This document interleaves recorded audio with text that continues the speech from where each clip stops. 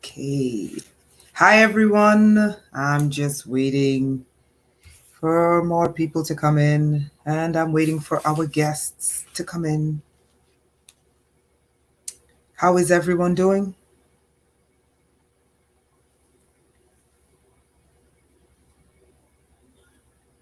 How is everyone doing?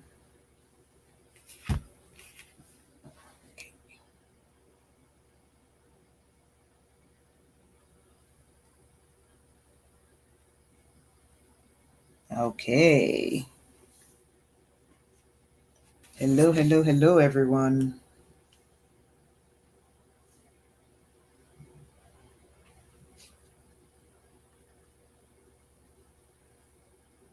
Okay, we're just waiting until everyone comes in. Let me just say hi to everyone. Okay, hello, E. Hello, Dana, Chanelli, Queen, Mami, Leilani, Anne, Woke. Okay, so Melinda was just in, and I had to tell her to go back out and come back in because I don't know what's going on. So that's the only thing. She was just here, and I just had to ask her to come back in because it wasn't hooking up. Okay, Spirit Journey, Stella, welcome. Spirit Journey, R. Thompson, peace, peace, welcome. Yeah, we're waiting for, and we're also waiting for Dr. Young. He said he would be here, so let's see. Greetings, greetings, greetings. Etra, Etra, I hope I said that right. RH negative, welcome. Patrick, welcome. Rain, welcome. Etra, Itra. Okay, I really hope I said that right. Welcome, welcome, welcome, guys. There are different people from everywhere who's going to be coming in, so just be on your best behavior. We're here to learn. Regina, welcome. We're here to learn from each other.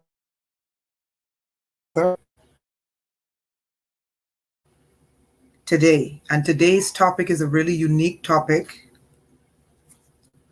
I'm just waiting for the guests to show up. Let's just see what's going on. So, guys, say hello to each other. And I'm right here waiting for the guests to show up.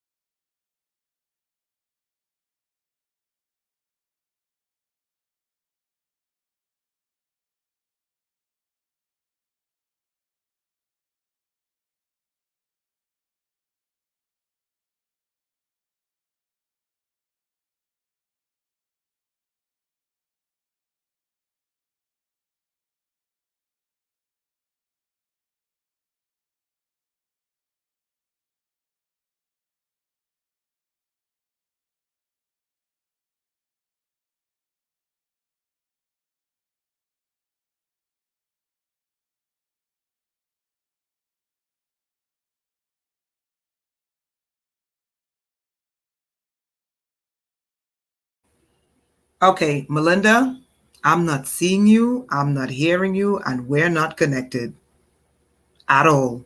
Oh, just got cut off.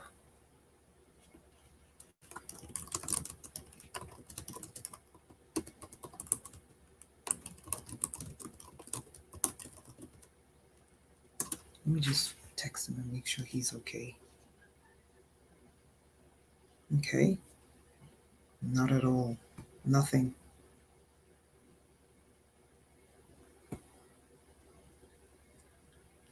Melinda, I'm not seeing you and I'm not hearing you. There's nothing on the screen.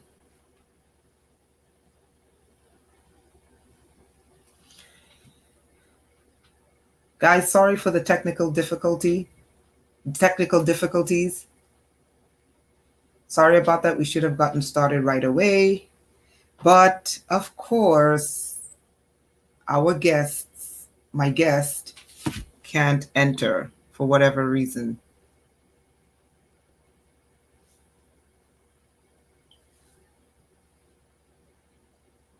And now the other platform doesn't let me leave a comment. Isn't that amazing? Wow, this is amazing. So get this. I can't leave a comment on the other platform. It's not letting me leave it. Okay.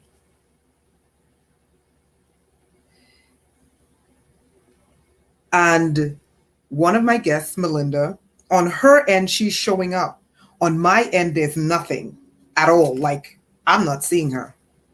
Hold on. Let me take a picture. Unbelievable. I mean, this is ridiculous. Like, really, really, really ridiculous.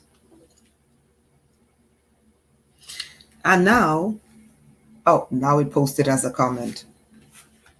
Yep. Okay, so here's the problem. So Melinda, on her end, she's in the chat. On my end, she's not. Can you imagine? Hey, Carrie. Hey, Tony. Okay, let's see. Bamfield, welcome. Nyasha, welcome. Regina, Patrick. Okay, on my end, she is not showing up at all. At all. Let me just...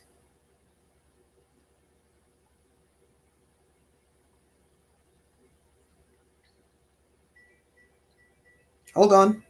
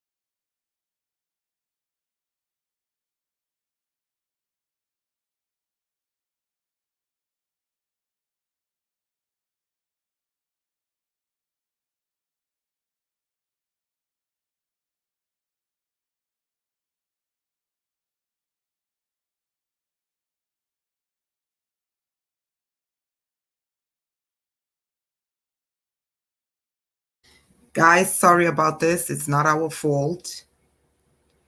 There are certain people who just don't want this video to go live. Okay? So we're just fixing the technical difficulties. say hi to each other, and let's just be patient. Thank you. We'll fix it.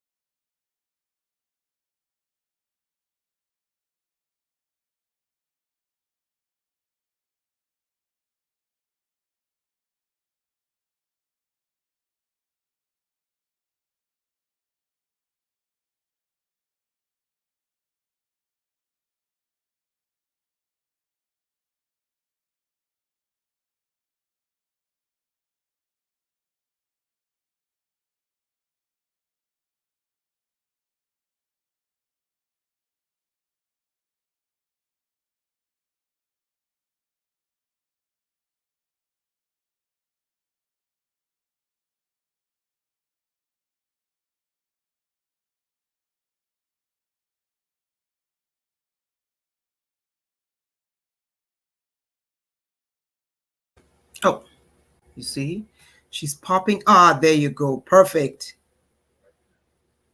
Okay, Melinda. Renetta. Okay, great, Turner. great, great, great, great, great, Honey, great, can great, you great, great. see me? We're live. We're live. Okay, so I just emailed Dr. Young and to see if he can get in. We are live. Everyone is here waiting. So tonight's topic, guys, I just want to apologize. Tonight's topic is about we let me just put a disclaimer first. The V word we cannot use tonight because we are on certain platforms. Oh, I can actually show myself. I don't want to, but hold on. Let me just I don't even know. Hold on. 1 second, guys. Camera. It might be blurry. Okay, cool. That's yeah. All right, guys. So hello, welcome, welcome, welcome. Tonight we are live. Let me just fix this. Guys, I really apologize for this. This is like really, really, really crazy. They gave us a lot of hell. Hold on. They gave us a lot of problems because they didn't want us to go live today. That's okay. Dr. Young messaged me that he's going to be here. So that's great. Tonight we have Melinda, and our topic of discussion is going to be why we need to preserve. Hey, Ronald, Marriott, you're welcome. Why we need to preserve the blood of the uncybernated. We cannot say the V word because of the platform we're on. So we're going to say liquid Lucifer, right? Instead of the V word, right? So just remember we are on certain platforms. We can't use those words, right? So Melinda, how are you? Okay, she's frozen. Oh my God, now she's frozen. They just froze her.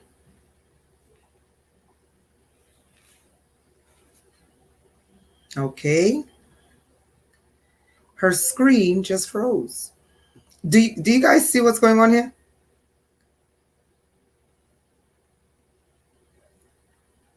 I mean, this is ridiculous.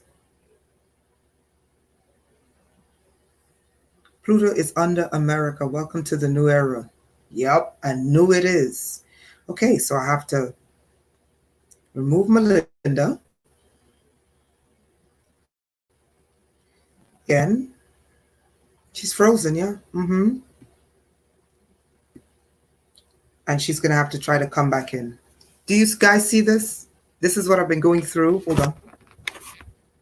Okay, my shirt is like all over the place. All right, 1 second. Do you guys see this craziness? This is the madness I was going through. Like sheer and utter madness. I really don't want to be on camera, so I'm just going to mute this camera because I don't want to be on camera. Okay, and I'm going to wait till she gets back in. This is the foolishness we go through, like nonstop. Okay? This is the foolishness we go through nonstop. Yep.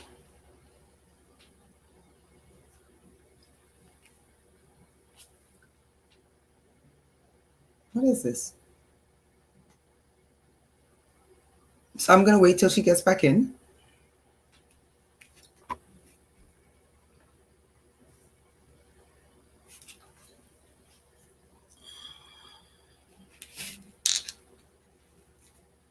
Can you imagine?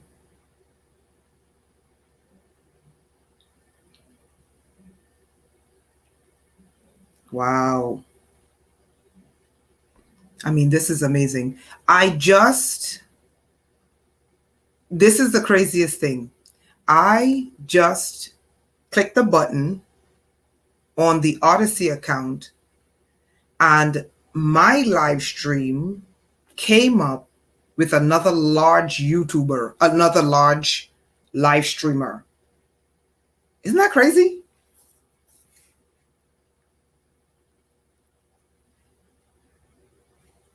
Yes, Carrie, that's exactly what's going on. Okay, so there's nothing to add. Melinda's back.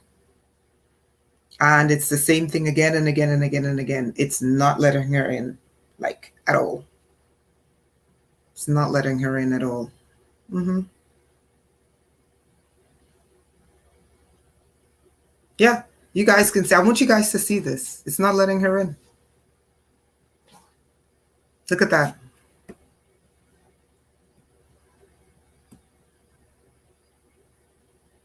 Okay, it's saying that her device is not connected. So far, how much? That's 18 minutes wasted. Can you imagine?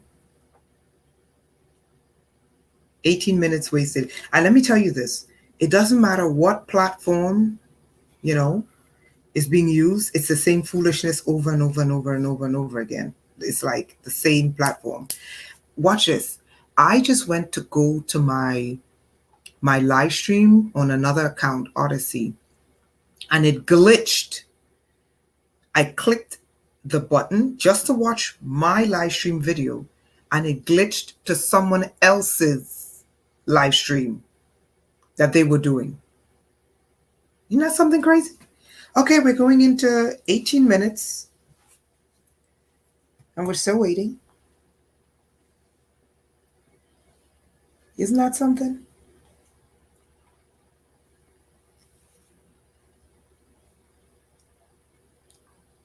So I'm going to give her a couple more minutes, and then I'm just going to start because I don't let anything stop me. We're going to get this done.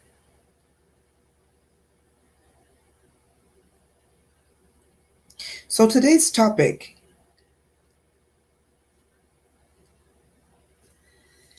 is why those of us who are on liquid Lucifer, why we need blood integrity.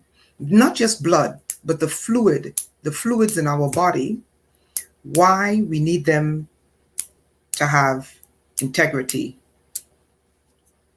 Yeah, and you know what? Yeah. Carrie, that's an idea. Yeah. But it's not me, it's obviously it's coming from her end, you know.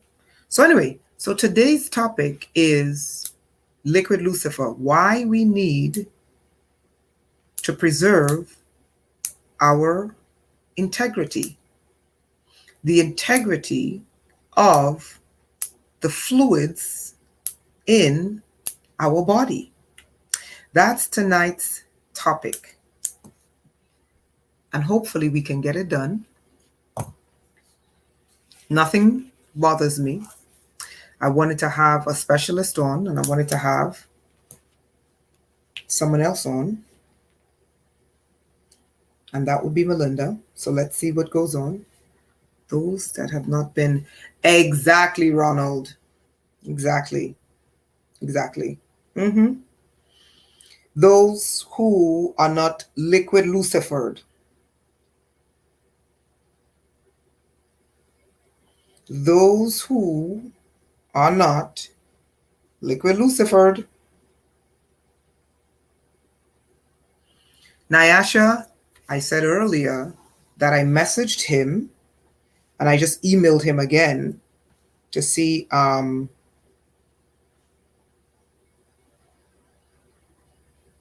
because he told me earlier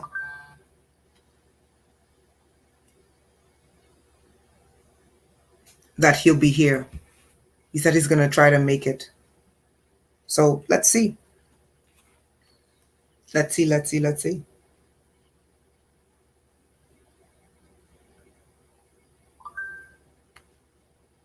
If not, I'm going to do this on my own. So let's see here how this goes.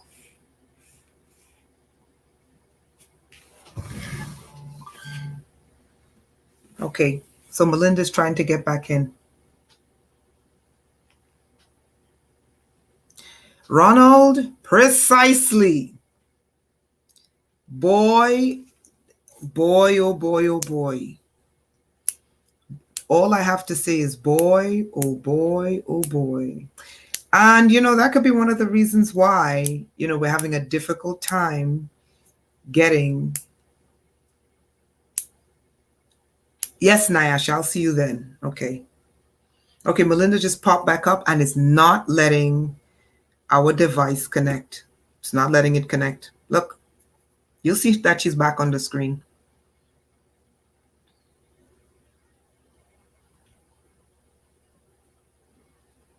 Mm-hmm. Are you guys seeing this? You'll see that that's what's going on. I'm going to message the company and I'm going to let them know. Yep. Oh, I didn't touch anything. She just dropped out. 23 minutes now. Can you imagine? And can you imagine I'm paying for this?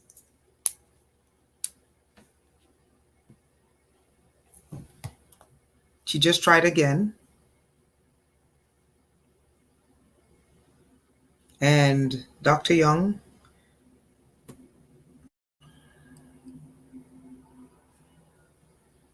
Nope.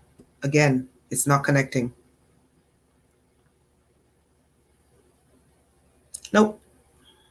Never seen anything like this. You guys seen this? Melinda, let me tell Melinda, take her camera off. Let me just tell her, do it with take her camera off.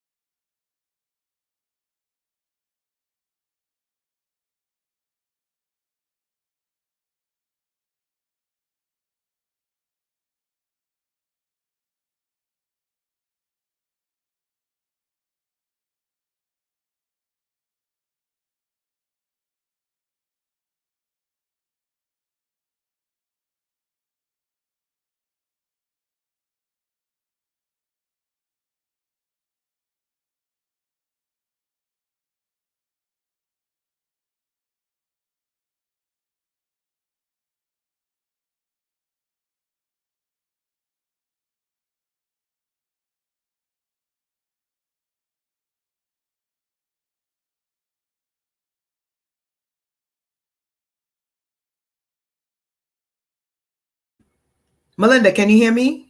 Okay, Melinda, unmute your mic.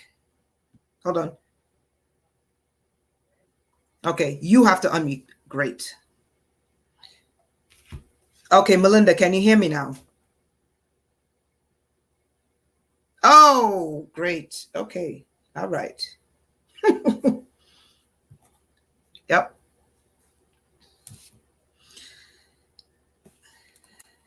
I am so glad. I'm so glad, guys, this is happening in real time. You know why? Because this lets you see your future. Okay? I'm not angry this is happening. I am so glad this is happening because if I say it and people don't see it, it'll never be believed. Melinda, try taking your camera off.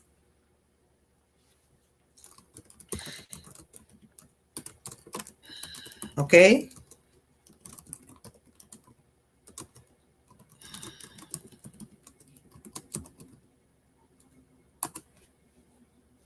Okay? Yep.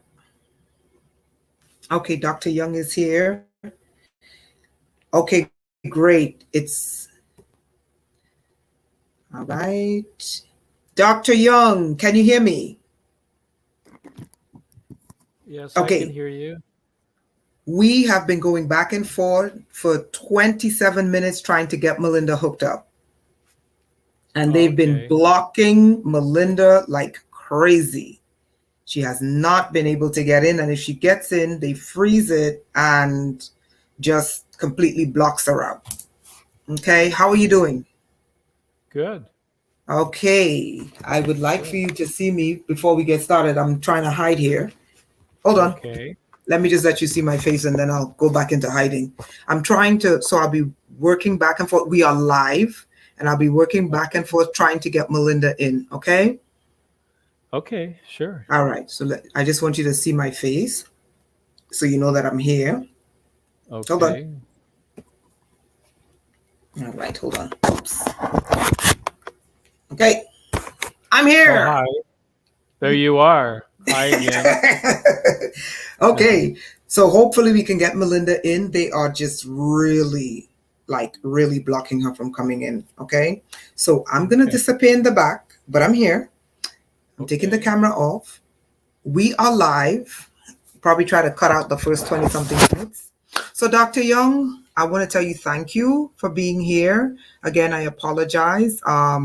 It's not our fault that what's happening with Melinda. Um, and she's trying to connect again, and it's just not connecting at all. Okay. That's Melinda. But let's get started. So, Okay. Dr. Young, welcome. Yes. We Thank can't you. use, thank you. We can't use certain words because we Okay. are streaming on certain platforms. So we're going to call the V Liquid Lucifer or whatever Okay. other creative name you're going to come up with for the V. Oh, Okay? well. All right. Right? But we just can't say what the V is because we are on certain platforms. So everyone, we want to say thank you. Thank you guys for being patient. As we go through this on all these platforms. Again, I'm going to be working in the background to get Melinda on. Tonight's topic, Dr. Young, is we learned from you about the integrity, maintaining the integrity of the fluids in the body, Mm-hmm. right? And the importance of maintaining the integrity and the homeostasis of the fluids in the body. Tonight, we're going to go one step further. This has been bothering me for some time, and finally I said, let me just reach out to people more intelligent than me about the subject. And something in my spirit keeps telling me, Renetta, people, we really need to separate the blood of those who were uncybernated. the uncybernated ones. I Mm-hmm. would like you to really draw that, if you can you elaborate on the importance of, if you think it's important? And the reason why I say that is because I am sensing that the blood pool within 3 years, according to the estimates, 5 billion people out of 8 billion have been cybernated with liquid lucifer. Okay. Mm-hmm. My concern is that the present blood banks will be, it will come in contact with the blood of the cybernated ones, and Mm-hmm. it may cause contamination. What do you think about this? Go ahead. Well, I have a scientific explanation for it, and I also have explanation, warning from thousands of years back, uh, and it's also admonition, and also a scientific statement as it relates to the primary anatomical elements that make up the primary stem cell is the erythroblast, is the red blood cell, it is the erythrocyte, which biologically differentiates into every other body cell. So, blood is the primary material by which bone is formed, muscle is formed, organs and glands are formed. And out of that blood, uh, determines the quality of that blood, determines then the quality of each and every other organization, because it is at the foundation. And I'm hesitant to say this is because the bad actors and Luciferians, they're ignorant towards this. They don't understand, that the erythroblast is the primary stem cell. They have no idea where it's created. And I'm hesitant to tell you where it is, because if I do, they will target it. And if they target it, it is the last it is the last bastion of hope that we have in order to if we have been injured, if we have been, you know, jabbed or injected with toxic substances, that this is how you get out. And as Hosea said, uh, my people perish from lack of knowledge. And as Moses said, for the life of all flesh is the blood. So, blood is the foundational material then that muscle is made from, that bone is made from, that all organizations are made from this foundation. We call it, of course, for the fetus, it's called core blood. And that core blood is rich in erythroblasts, which become red blood cells. And that's why they're drinking it. That's why they're using it. And there is a huge warning by the ancients who said, do not drink the blood. You could say animals, do not drink the blood of humans, do not take on the organs or glands unless there is no other solution of others, because you take on those properties, that intelligence, that essence becomes then part of you. And this is what's so dangerous about the cell lines they're using, because they're using the blood of mice, they're using the blood of bats, they're using the blood of aborted fetuses, they're using the blood, the foundational, you can say stem cells or cell lines, but it's the blood that then becomes incorporated into your own profile. Those anatomical elements are rejected immediately. That's why there is an immune reaction when things are injected into our bodies. Even if we eat the flesh of animals, we are eating the blood of animals, because flesh of the chicken, the flesh of the cow, the flesh of the pig, the flesh of the duck, that flesh is made from their blood. And when you, and I want to put this into your mind visually, when you are eating animals, you are eating and drinking their blood. Now, I don't think I can say it any clearer to you. This is why you have to abstain from any sort of anatomical elements that are of not a natural source that will build blood. And that has already been declared. It's been declared as the first diet that was given to Adam and Eve in the garden. I am a creationist, not an evolutionist.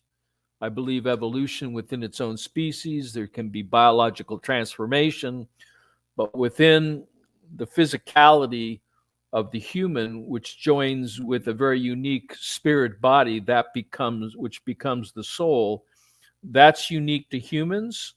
And anytime you introduce the blood of animals or other organizations, there can be an immediate rejection.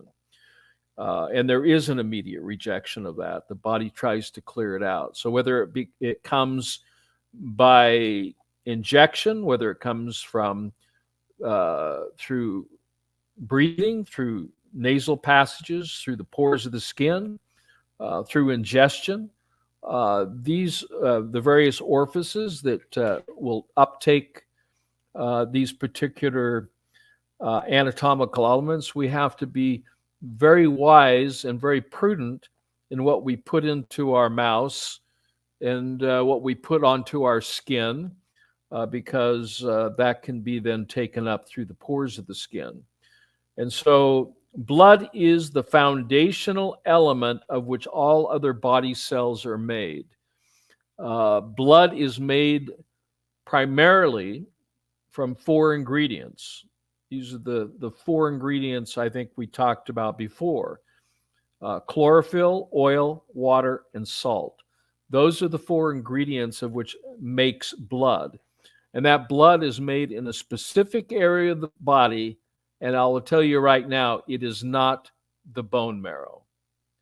That is a tertiary backup system where there what is called reverse transformation, where body cells are actually broken down. Marrow of the bone is broken down into blood when we're not making blood in the primary site of where blood is made. And this is why you have to avoid anything with ACE on the end of it. Amylase, protease, amylase, lipase, and even luciferase, which is being injected into bodies. Now, I'm not saying it is in all of those concoctions. I'm saying there is a percentage that contains the luciferase, which is a poison that's being introduced, and it destroys cytotoxic, so it destroys the cell membrane and it destroys the nucleus of the cell. And then that allows for other anatomical elements of foreign nature, both natural and Frankensteinian, that is synthetic or combinations of genetic matter which is introduced into the body. This is done in any inoculation, in any injection, is done at great risk. There is no such thing as a good inoculation. The science stinks, the outcome is worse, and it provides no protection, zero, nada, nothing. You have to be the protection.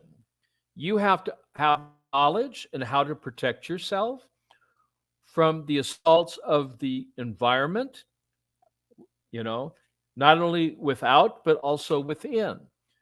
One of the major acids that the body deals with or toxins is, of course, lactic acid. Another one is uric acid. And dropping acid on cells is hazardous to them. And so managing that is one of the major parts of or major outcomes of the human body to manage and maintain alkalinity, to manage that alkaline design of the body fluids, specifically those that surround all of the cells of the body, which are called the interstitial fluids, is of utmost importance in achieving, in maintaining and achieving optimal health. It's very simple. You become your own doctor. You get some pH hydrant paper. You test your urine. That urine should be ideally at 8.4. Most people are living in their own waste, in their own sewage. Most people who will test their urine will be in the 5s, or the 6s. But unless you're conscious of this and functionally active in managing and maintaining the alkaline design of the interstitial fluids, which is 80% of the extracellular fluids, the other 20% is just blood. Then when the blood goes to an organ that has been injured or goes to an organ that is building, it can regenerate new tissue without scarration, even with a severed spine, if the environment in which it's rebuilding is at 8.5 to 9. This is not understood by medical savants, and this is why we have scarration. And this, of course, with neurological damage and structural damage, is very difficult for a healing process to take place. But the ideal situation is to understand, one, blood is the essential primary material by which all body cells are made from. And the 4 foods that build that was sanctified, dedicated, and declared in Genesis chapter 1, verse 29. I give you, this is God speaking, all green foods for your meat. Not chicken, not beef, not pork, not duck, not the excrements from animals, not milk, not cheese. Blood is made from chlorophyll.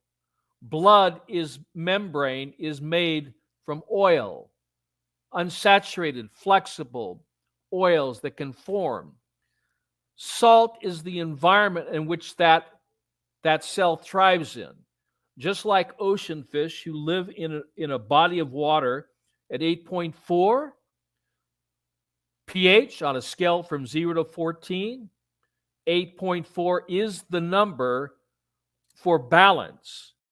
For healing, the number is 9.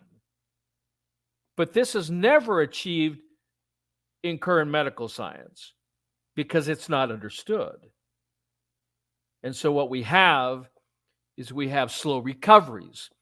We have injuries and healing that take months, years, or never healing because you're not providing the proper environment for healing to take place. But it's simple. It's inexpensive. You don't need health care. What you need is knowledge how to care for yourself, because the healthcare system doesn't provide a context in which healing can take place. So, you can stitch yourself up And if the environment is at 5.5 to 6.5, which generally it is the case, you're going to get a scar. But if you provide an environment around that saturation of both alkalinity and electrical activity, where you have healthy blood that flows and forms a clot, and then that clot differentiates into new skin, new nerves, new bone, new muscle, whatever it needs to be regenerated in a proper environment. So I want you to remember there's two ways the body heals. It either scars or it regenerates. Scarration takes place in an acidic environment. Regeneration and healing, true healing, takes place in an alkaline pH of around 8.4 minimum. Ideally, the number is 9. Number 9, I want you to remember that. When you test your urine, you're not testing the excretements from the blood. You're actually testing the fluid from the interstitium organ, which is the largest organ of the human body. It contains an ocean of water called the interstitial fluids, where all things come and go and travel. It is a larger body than water than the vascular system. It is the largest organ of the human body. It is the basis or the genesis for where health can be created or sickness and disease can be born. Disease is not coming from the outside world. Germs are the manifestation of cellular transformation and breakdown due to a polluted environment. Bacteria, yeast, as found in pneumonia, is a symptom of an improper environment of the interstitial fluids of the lung. Everything is affected by what I'm telling you. All disease is singular in nature. There is no disease. There are only symptomologies. The underlying dis-ease is an over-acidification of the interstitial fluids due to an inversion, a perversion of how to live a healthy life. You're not going to hear this anywhere else in the world. But I'm happy to say the science is catching up with me. And that's good. So we have Dr. Perlmutter, who has just released a book called Drop Acid. And what he has found what I discovered over 35 years ago, that uric acid is the cause of diabetes. And uric acid is the ingestion of animal products which produce uric acid, or the breakdown of your own body cells due to a polluted environment or over-acidification. The cure for type 1 and type 2 diabetes is simple. It is effective, and it works. You have to purify the interstitium organ and its fluids through an over-alkalizing lifestyle and diet, managing that fluid by testing your urine or your perspiration, which is also a product of interstitium, and maintaining that ideal pH at 8.4. Consider it like your body like a swimming pool. Doc? Yes. Not to cut you off. Melinda's in the comment section, but I want to ask you a question. Just to draw you back, just to draw your imagination and your scientific mind back to blood. So let's say 5 billion people on Earth have been liquid Lucifer raised, right? Liquid Lucifer. That leaves 3 billion people on liquid Lucifer. Here is my question. What does that mean for the blood banks? How is that going to affect the unliquid Well, Lucifer? 100% of it is a risk factor. There is no such thing as blood that you can receive without risk. Someone else's blood, unless you're it's the last effort, should never be received other than storing your own blood, because that is the only blood where there will not be a rejection.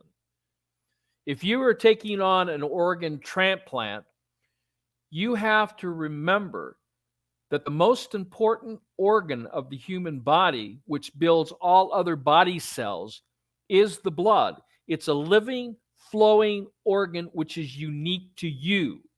You cannot take the blood of animals or other humans from a blood bank or from the ingestion of eating fish or whatever you're eating. This you do at high risk. You pollute the internal environment with nanoparticulates, and I'm thinking right now one of the worst things you could ever eat is an egg. I mean, the purpose of the egg is what? To give life to form a chicken. It's a chicken's period. It's a blood product. You cannot receive blood products from a blood bank, let alone eating the blood or the period of a chicken. All you do is set yourself up to be sick. Now, what happens when you eat egg or you take on the blood through a transfusion? It's not about 5 million. It's about no blood out there other than your own has to be stored if in case there is that emergency where you need additional blood for life. Now, Lance Armstrong, he was doing what is called blood doping. But you know what he did? He didn't go to the blood bank because there would be an immediate rejection and that would have harmed him. He took his own blood out of his body, in preparation for the French famous Grand Prix race that they have, and he would then inject that through IV into his body to increase his hemoglobin and to increase his hematocrit and to increase his red blood count up to levels that will allow better oxygenation, better ability to remove waste products out, because that's what hemoglobin does, which was an advantage over those who were not blood doping. So this was what he was doing. So it doesn't matter if it has luciferase in it or not. There is no such thing as healthy blood in any blood bank anywhere in the world, period. All right, so let's draw that out. Let's draw that out because some of the information here I know is just lighting up brains right now. So let's draw out the concept. We're going back to 8 billion people on the planet. 5 billion, according to their numbers, have been liquid lucifered. That leaves 3 billion of us. Solution. Let's think solution. If Well, the you, solution, yeah, go ahead. Yeah. If you, what, okay, what would you propose those who want to remain an indigenous, non-luciferized human with organic human blood? What can they do? What should they do? Go ahead. well, I think I already told you that you can't go to your local blood bank and get a blood product from God knows where it's coming from, and nobody knows what that blood is contaminated with, what that person ate. The quality of that blood is determined by what you eat, what you drink, what you feel, what you believe. This is an organ. It has intelligence. When you take on the blood of an animal or of another human from a blood bank, you take on that intelligence, that personality. It changes you forever in a good way or a bad way. So you have to make your own blood. And Okay, you don't so smoke. And so I was just going to tell them how to make their own blood. I don't want to cut you off. Okay, so how do you preserve it? How do you keep it? Where do you keep it? Temperatures? Should those of us who are on liquid lucifered, should we begin to create our own blood banks where we donate our own blood in case of an emergency? How do we go about solving this problem? Because, and I say that Yeah. because if their numbers are correct, 5 billion have been liquid lucifered and 3 billion are not. Let me ask you a question. Do you think within 5 years that the liquid lucifered blood will contaminate the unliquid lucifered? Will the liquid Well, lucifer contaminate the no, unliquid lucifer? those people are going to be dead. Okay. So the bottom line, they're not going to be with us.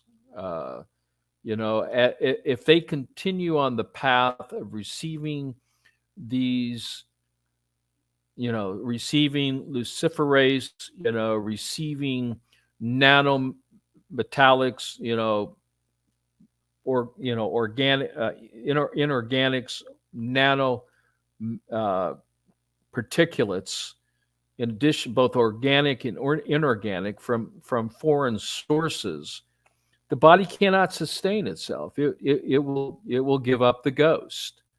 It will give up the ghost.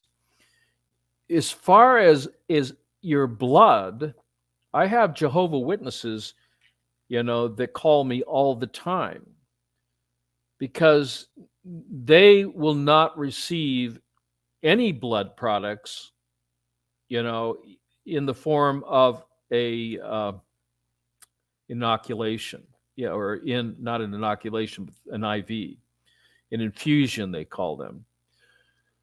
So you have a choice here.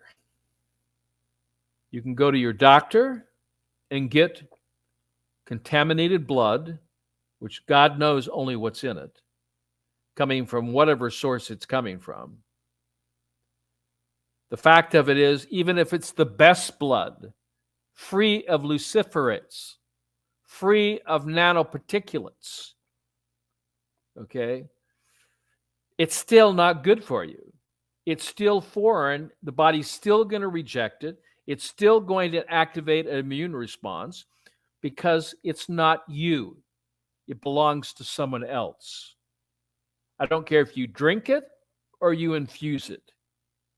You will surely die. So you either can smoke grass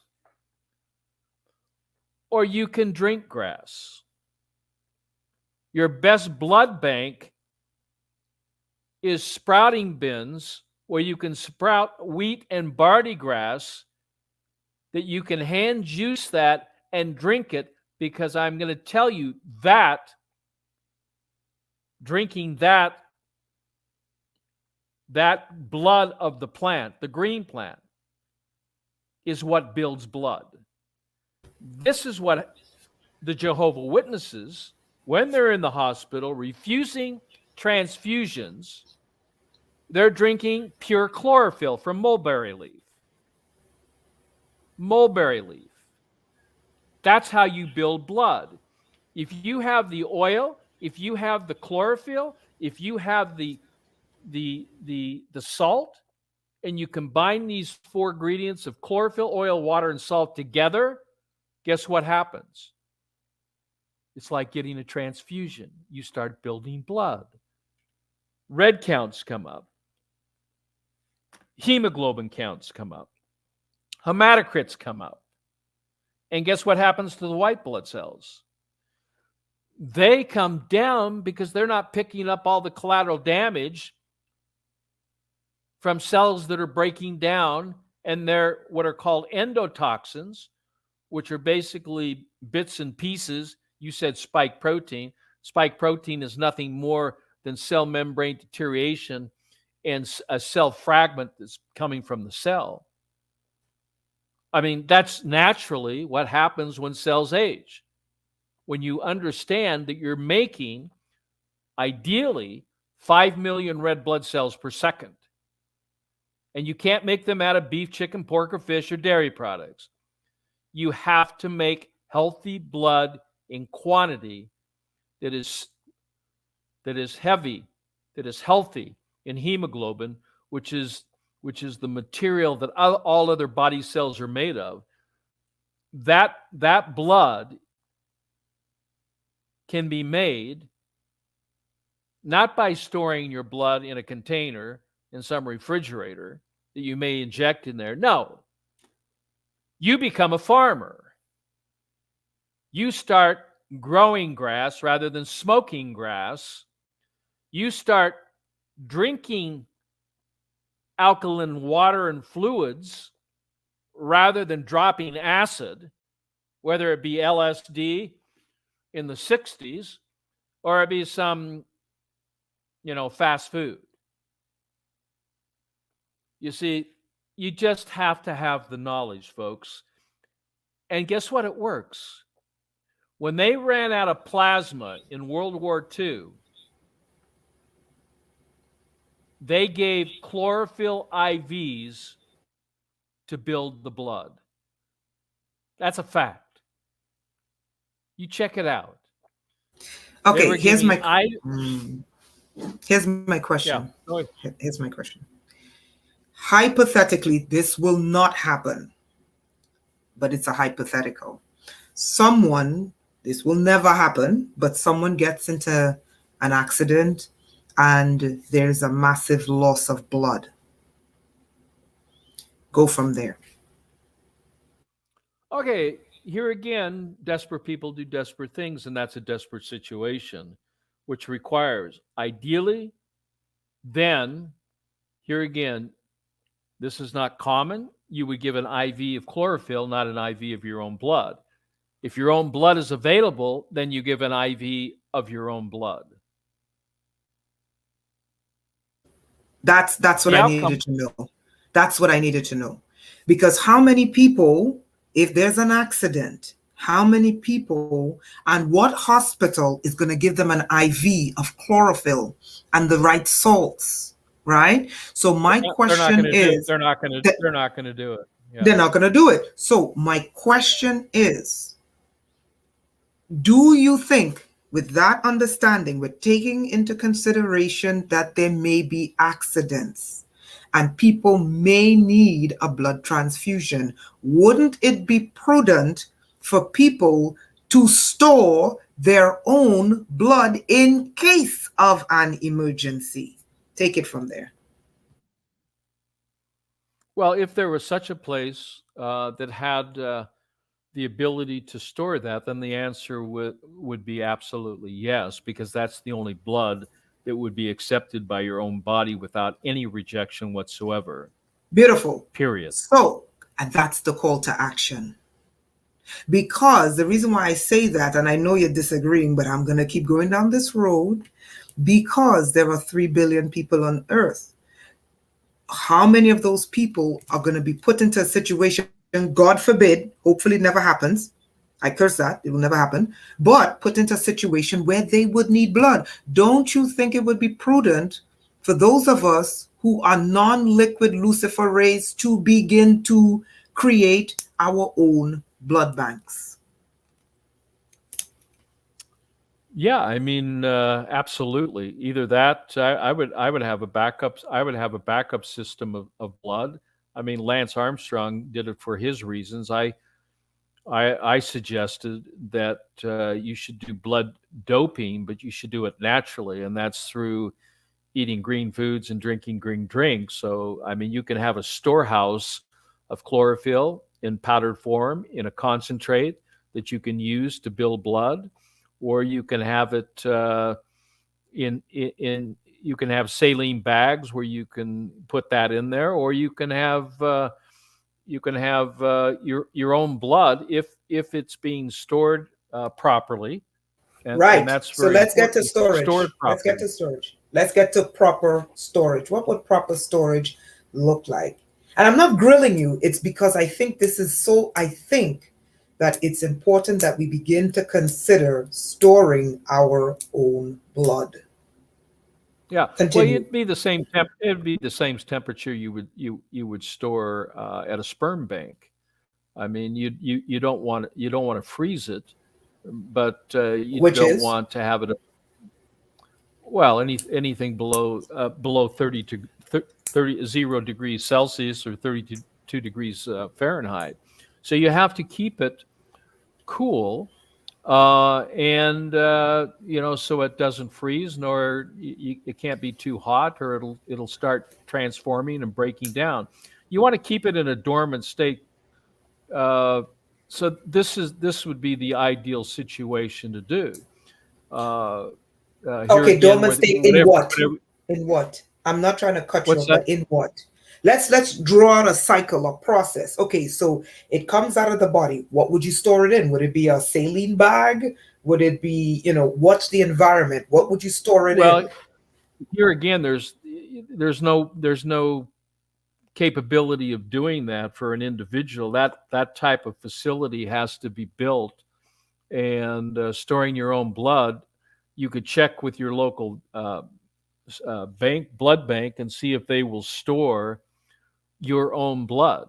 That's what I would do, so that if it needs be, you can call on it rather than recreate the will.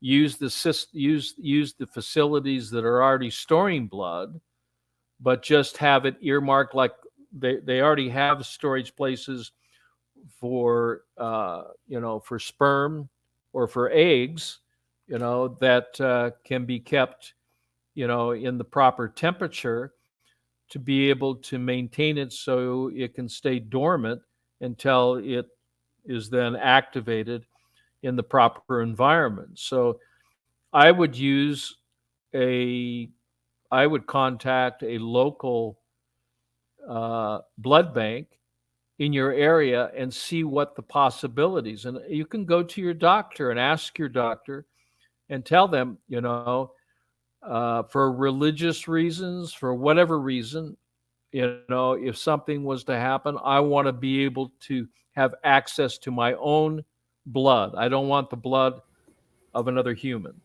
What because if we were to there's build lots of our reasons. own? What about building our Well, own? you could, yeah, sure. You can build a blood Let, let, bank, but of course let me that's give you. going to have Mhm, mhm.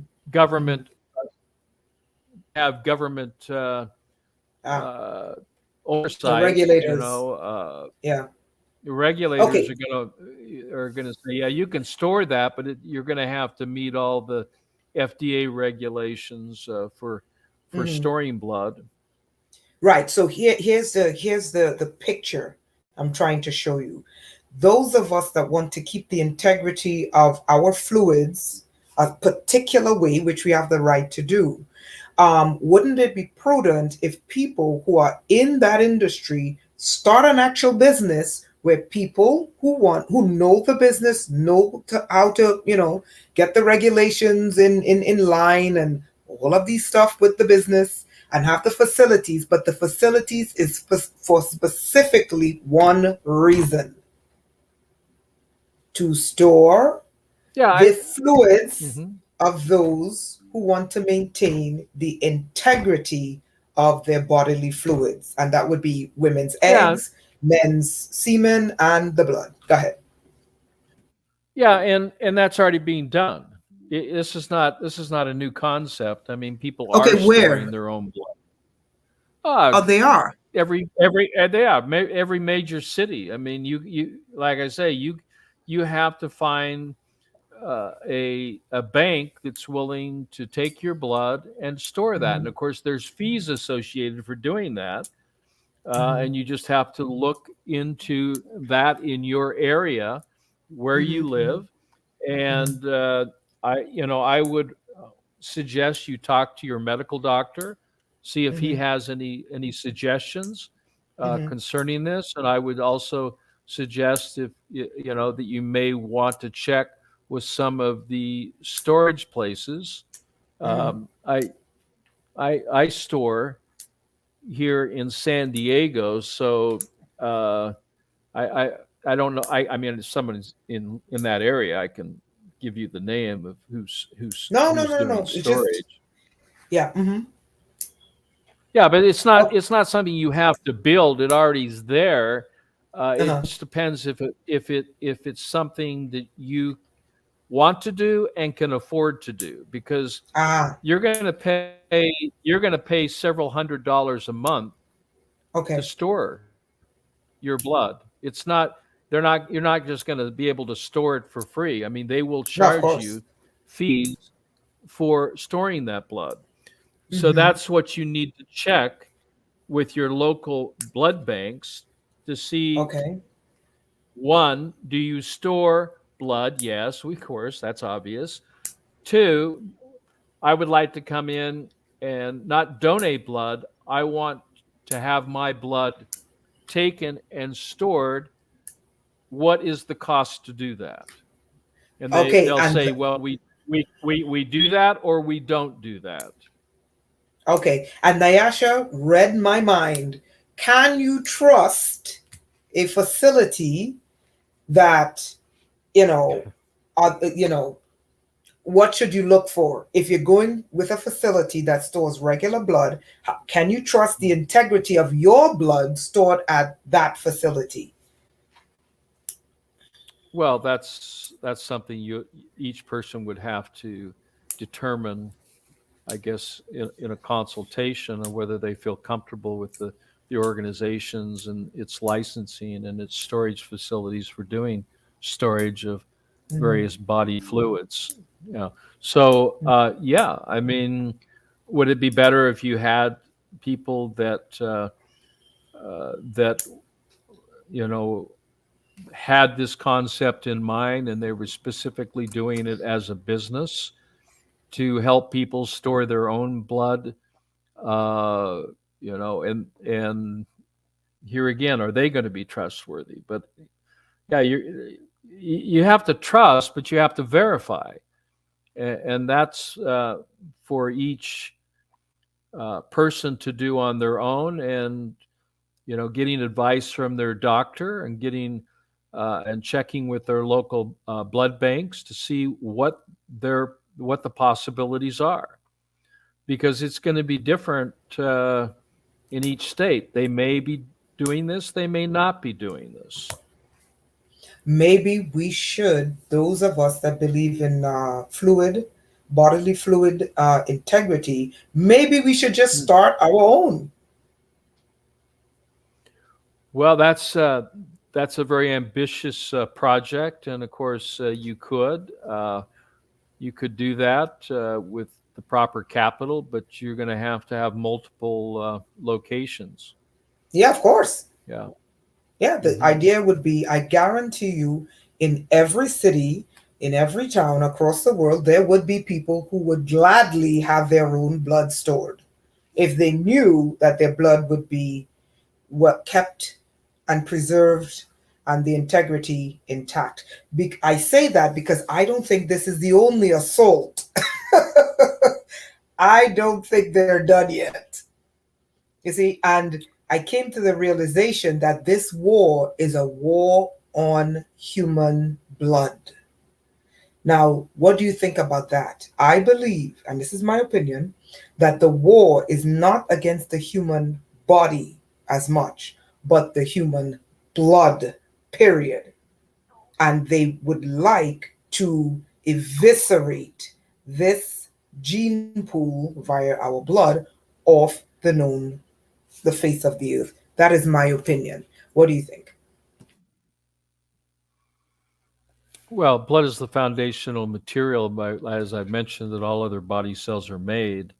Uh, the if you pollute the blood or externally or internally, then of course the life expectancy and the quality of life will definitely be challenged. There will be problems. So, if you understand how to make blood, storing that blood is a prudent thing to do.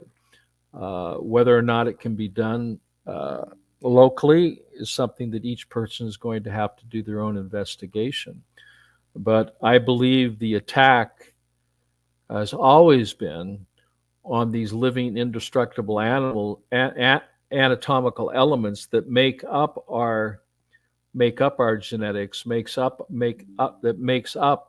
our blood. I mean, Muhammad said, "Don't you understand?" in the Quran. Don't you understand that when a sperm fertilizes an egg, that one drop of blood appears? And he said, "Don't you understand that you were made from one drop of blood? If you destroy the blood, you destroy the human. If you alter it synthetically, you then have genetically modified blood, that which is non-human." And the intentions, uh, based on patents, are fairly clear what the intentions are. Uh, so at least it's clear for me, and it has been clear for 4 decades that I took Moses for his word. For the life of all flesh is the blood. The quality of that flesh is determined by the quality of the blood. If that is being destroyed by luciferase, if it's being destroyed by radiation of various pulsating frequencies, both low level frequencies or high level frequencies, radio waves or microwaves, that pulsation is an assault on the blood. And anything that's assault on the blood is an assault on the human, because the human, even the skin, when blood is differentiated, this has already been done and already been accomplished by science. We can literally differentiate the blood into skin. So the skin is made from blood. The muscle is made from blood. The bones are made from blood. It's not about calcium, it's about blood. Everything is about blood. You have to keep your eye on the blood, and you have to protect it. And you protect it by protecting your internal environment from within and those things from without that you're exposed to. It's all about a contextual approach. And if you have an emergency or a situation where you need blood, then you're going to either have to drink chlorophyll to regenerate that with good oils, with salt, with alkaline water. You're going to have to take that into the body in greater concentrations, whether it be orally or rectally, so it can be adsorbed and absorbed into the hemorrhoidal vein and be taken, you know, directly to general circulation through the portal vein and then up towards the inferior vena cava. But anyway, it's goes directly to the heart. So the bottom line is if you have a garden, if you have an inside sprouting device to be able to sprout grasses, a juicer, you can drink that. Your blood is going to be stronger by doing so. So more green juices, more green foods, more blended foods. This is the way you build healthy blood. And if the material that you're making is properly alkalized at a pH of 8.4, and the body will attempt to do that for you. That's what the stomach's for. The stomach's purpose is to raise the pH of your food. I know you've been told differently. I get it. I understand why there was this idea that the stomach digests food. Well, it doesn't. The stomach is the major organ of immunity. It's the major organ for alkalinity. It is the major producer. using 90% of our carbon dioxide from metabolism to using water and salt to make a compound called baking soda, sodium bicarbonate. And it's not only made in the stomach, but it's also made in the intestines. The purpose of that environment at a pH of 8.4 is as food is in a liquid alkaline state, saturated in baking soda, full of chlorophyll from this green diet. This is when you start making more stem cells. This is when you start building healthier blood. This is when you start building healthy bones. This is when you stop the breakdown of the body, new skin, new organs, new bones. Takes about 9 months to build a whole new human body, but it can be done based upon these principles that I'm sharing with you. But it's Doc, all focused on the blood. Doc, let me ask you one more Yes. question because it's already an hour and 21 minutes. Now, this is going to move from the science of the blood to the spirituality of the blood. And this is just my hypothesis. So I was meditating on the blood and I was thinking of all the things that this liquid is responsible for. And then I began to think about what runs this planet and why everything they do, it's either consuming blood, shedding it, or tainting it. And then something dawned on me. Could it be that the blood acts as a portal? A portal. Could it be that it actually acts as a portal with which entities, in particular humans for us, come through? And are they trying to taint this fluid to the point that they're trying to block someone, people would call it God, from returning? Just a thought. Just a thought. Well, okay. Those are all good thoughts. So keep those thoughts going. Uh, I mean, if you look up into the ancient writings, and you'll see the blood is mentioned, uh, quite a bit. There is a writing that was discovered many years ago. They're called. There was a group of it's found in the caves outside of Jerusalem, in where they're called the Dead Sea, by the Dead Sea. They're called the Dead Sea Scrolls. And in one of those writings was a teaching of Jesus to the Essenes. And what Jesus taught them was how to have eternal life, how to live forever. Now, I think I've told you this before, but maybe not to this group. Maybe you'll remember. There was a scientist by the name of Alexis Carrel, and he discovered that he could keep a chicken heart alive indefinitely outside of the chicken by managing and maintaining the interstitial fluids of the chicken heart.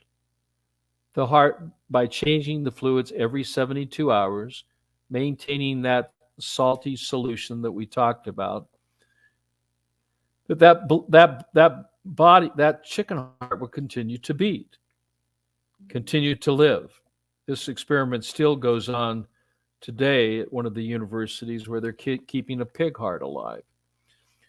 So what he taught when he was alive in the flesh, uh, he taught the Essenes that the humble grass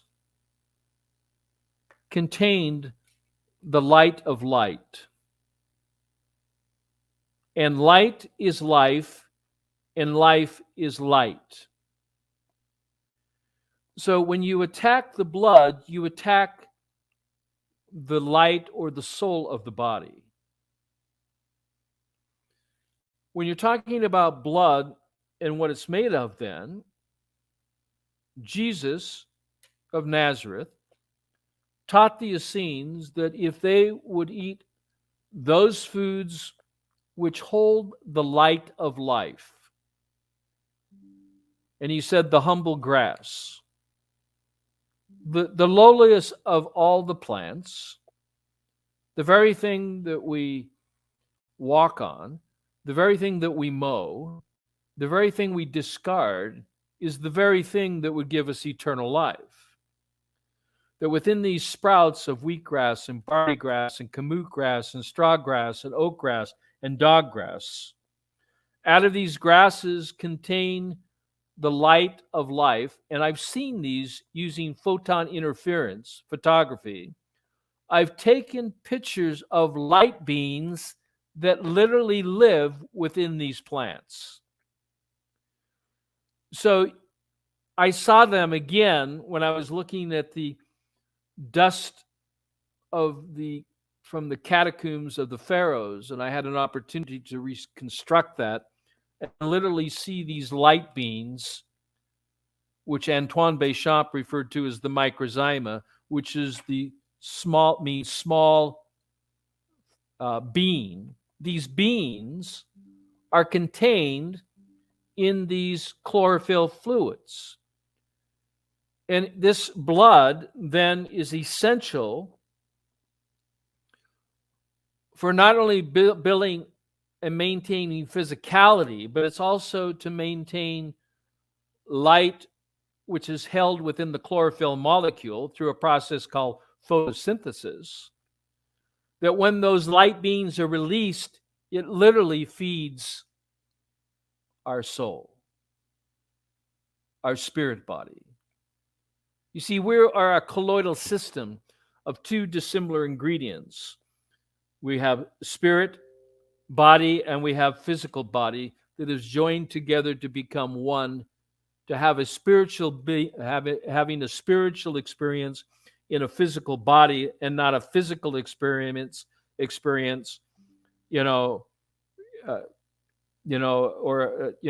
in that body. In other words, we are spiritual beings having a physical experience, not physical beings having a spiritual experience. And our spirit thrives on different food. It thrives on light beings, life, light beings, and the thing that keeps that soul together is salt. Salt is the connection of keeping spirit connected to physicality. It is from the chlorophyll molecule that releases light beams for the spirit, but also provides the foundational material for building hemoglobin, which then allows the transformation, because if you look at these molecules, the only thing that uniquely different between chlorophyll and hemoglobin is the center atom. The center atom of hemoglobin is iron. The center atom for photosynthesis for chlorophyll is magnesium. These are the things the body needs. We don't need protein. We need light beams. We need chlorophyll. We need those things which will build blood. We have been lied to. We have been misdirected for thousands of years. And yet the ancients knew this. Christ knew this. I know this because God is my teacher. And yes, I have discovered this then, that other teachers that have come on earth to be able to educate those who are seeking truth and knowledge can understand then and resonate with the fact that Daniel was correct when he was in the lion's den, refusing to eat the king's meat, drinking the king's wine, and told those who wanted to feed him that, bring me pulse and water. And the Hebrew translation of pulse is that which comes from seed. So we have been, in our knowledge, diverted from the truth. And the only way that we can be set free is if we return to this to those life-giving, light-giving plants which were ordained for us, to consume them, to build our blood, and to feed our soul, to feed our spirit, which makes a soul. A soul is physical and spiritual at the same time. It's two dissimilar ingredients. It's a colloidal system. So once you understand that, then you'll understand the importance of these humble plants that we have as a side. No. When I taught this to Tony Robbins, he would order a bowl of not cereal, not oatmeal, not bacon and eggs, a bowl of broccoli. And he drinks the greens. You drink the blood of plants because the blood of plants is the best transfusion one can give. And when I had, a 19-year-old man come to me with his parents who had been diagnosed with a condition. It's called osteogenesis imperfecta. And he had a hard time walking. Well, of course, he was a crippled man. And the first thing I said, he says, "What are we going to do first when we come to see you?" And at that time, I was in Utah. I said, I'm going to give you a transfusion. And I didn't mean literally give him blood. I said, I'm going to give you a transfusion of the blood of plants. That, if you are listening closely, that is your blood bank. Your blood bank is the blood of green plants. Green plants. You should be eliminating green. Not brown, not yellow. When you eliminate, it should be green. When you do that, you are well protected by the very molecules of light and life. If you have low energy, you're deficient in light, and you're not taking in that light from green plants. So Doc, this is how you store blood. So anyway, the connection is real. If you want to live, and you want to live with a high level of health and vitality, you want to be free of the imperfections of this world, then you have to drink the blood of plants. Doc, so let's go back to you said a lot of powerful stuff here, but for the sake of time, I just want to draw out two concepts. Two concepts. The first concept is this. So if the blood on the positive side can act as a portal or a gateway to what we call God, if hypothetically, if planet Earth was run by blood-sucking vampires, I'm just saying hypothetically, and the blood-sucking vampires tainted the blood, tainted the blood, can they hypothetically try to hinder the expression of God in a person with the tainted blood and increase the expression of what someone would call demonic? Just a thought. Well, anytime you disconnect from your true essence, which is your spirit body, by eating the flesh and the blood of animals and tainted biological or modified uh, genetic products that are out there, whether they're whatever form they're in and whatever device they use to inject this separates you and literally clouds who you truly are, which is a eternal spiritual being of light. So you disconnect from that.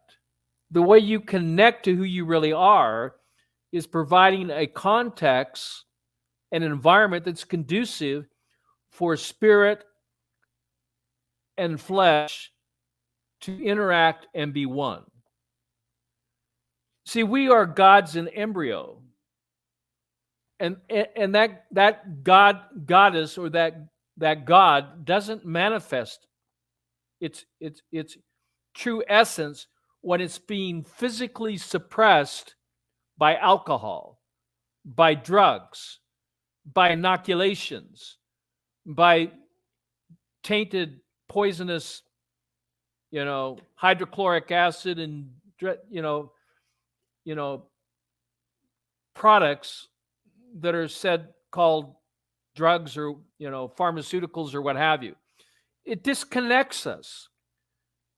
Even the statement is ungodly when someone says, well, you shouldn't be eating salt, it's not good for you. That is an ungodly statement. That's like saying to a fish in the ocean, we're going to put you on a salt-free diet while they're all dying in their own body fluids. Their body fluid they swim in, the ocean fluid. You would never put a fish on a salt-free diet. But you see, it's identical. Ocean and blood are at the same biochemical concentrations, the same pH. So you're disconnected with all of, the media's advertisements, making something that's not good for you look good for you.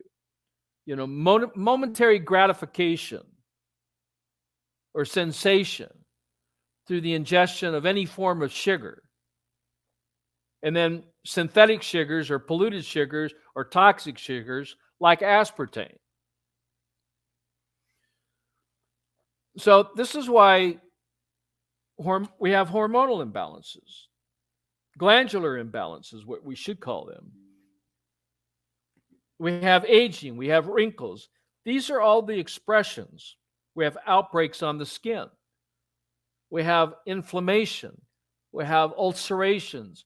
We have cancerous conditions are a result of this polluted way of trying to heal the body while discarding the spirit. And we do that because, well, for most people, it tastes good. Their taste buds. So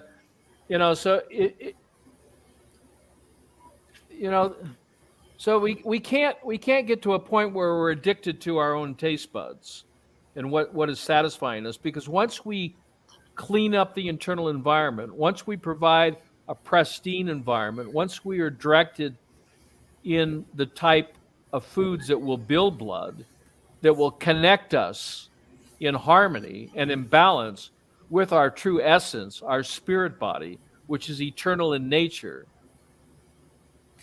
which is godlike and goddess-like. This is what I teach. This is what I try to encourage people to Question. focus on. So to answer your question, they've already done it. I mean, you just have to turn on the TV and watch the advertisements. They're all perverted. They're all abomination in the sight of God. All of it. You just answered one of the questions. The way And to last questions. Last question. Let's get back to the integrity of the fluids in the body.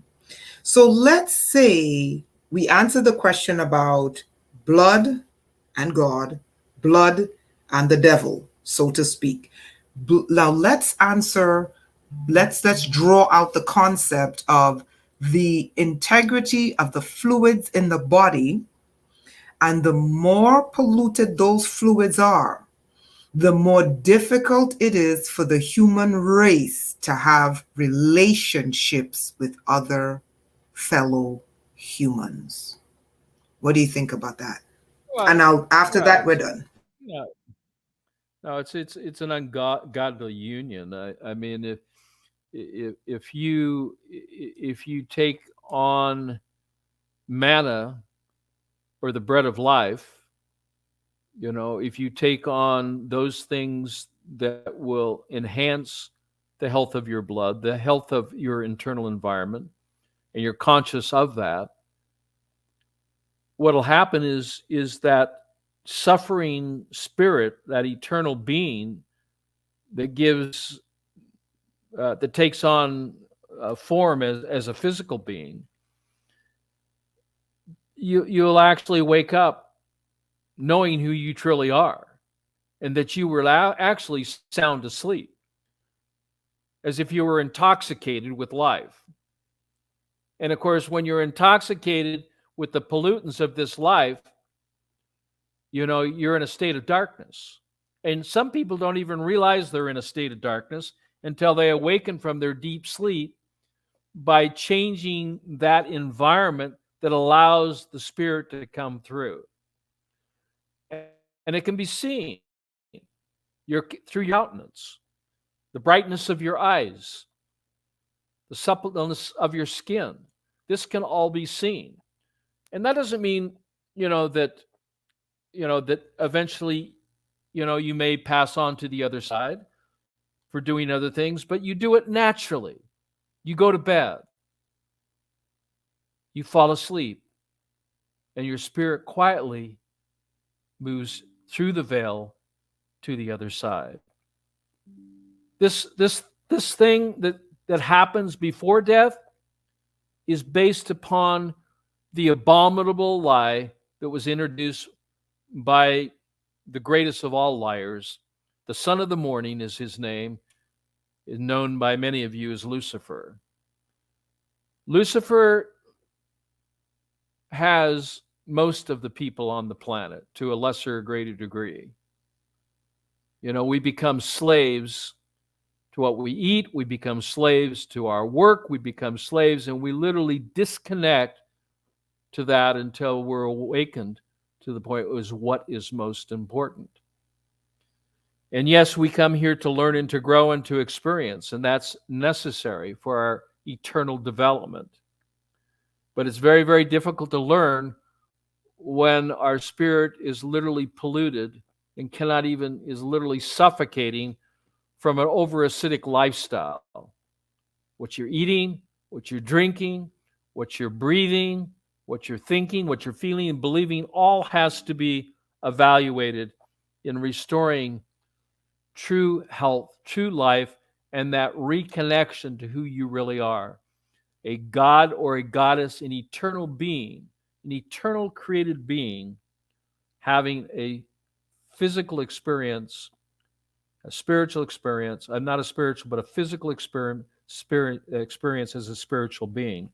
You can do that when you move to those products, those foods, that water, that salt, these foundational elements of chlorophyll, oil, alkaline water, and salt. As you move to those foundational elements and put more light in your body carried by the chlorophyll molecule, which will build your blood. And as you build healthy blood, you'll build a healthy physical body. And those light beams will feed that spirit body, and you will become one with your body, and you will actually awaken from the sleep that that you have fallen into. And this is the way that you do it. I feel, of course, very, very strongly. I've seen many, many people do this, and I hope that you'll consider it. Doc, I want to tell you it's already an hour 45 minutes. I just want to tell you thank you so much for this robust conversation. There are some questions, but it's already an hour and 45 minutes. So, again, thank you for this riveting conversation, food for thought, the fluids in your body. This is my theory. I believe that the purer the fluids are in your body, the closer you are to what they call God. The more polluted they are, the more demonic. The more you are, the more you become. What's the word I'm trying to say this the right way. The more influence from non good sources you fall under. I'm trying to find the right way to say it. Think about that. Think about that. So Well, whatever you do, it's the law of physics. The law of physics is the duality of life, hot, cold, you know, happy, sad. Here again, light and darkness. When you're living your life in making choices, you're experiencing the consequences of those choices. The question you have to ask: are these feeding my soul? And when I say soul, I mean the union between the physical body and the spiritual body that created the soul. Spirit matter and physical matter that has become one. So the question is, are you feeding the soul, which is the physical and light body that is making you who you are, a unique human being? Or are you polluting it with the philosophies of men mingled with scripture, with the concoctions and the lifestyles and the diets that are making you sick, making you tired, and eventually killing you? So you can move towards the light, which is life, or you can move towards darkness, which is death. These are the two consequences. It's the law of physics. There needs to be opposition in all things that we might learn by our experience. And because we have good and evil, because we have light and darkness, these dualities we can choose and do choose on a daily basis. The question is, will you choose wisely? beautiful. Okay, with that, Doc, it's 1:48. Do you want to stay on and answer a couple of questions, or is that it? I don't. What do you think? I Hour can and take 48 a minutes. couple of I can take a couple of questions. I'm That's good. awesome. Oh, that's awesome. Okay, so Zulu Warrior asked, what about water? As blood is made up of a high concentration of water. So the question would be purity of the water. Well, the purity of the water is a saline solution. It has electrolytes in those of sodium, potassium, and so the type of water that where our cells can thrive is a water that is you know can neutralize multiple purposes, can neutralize the acids that are created from metabolism.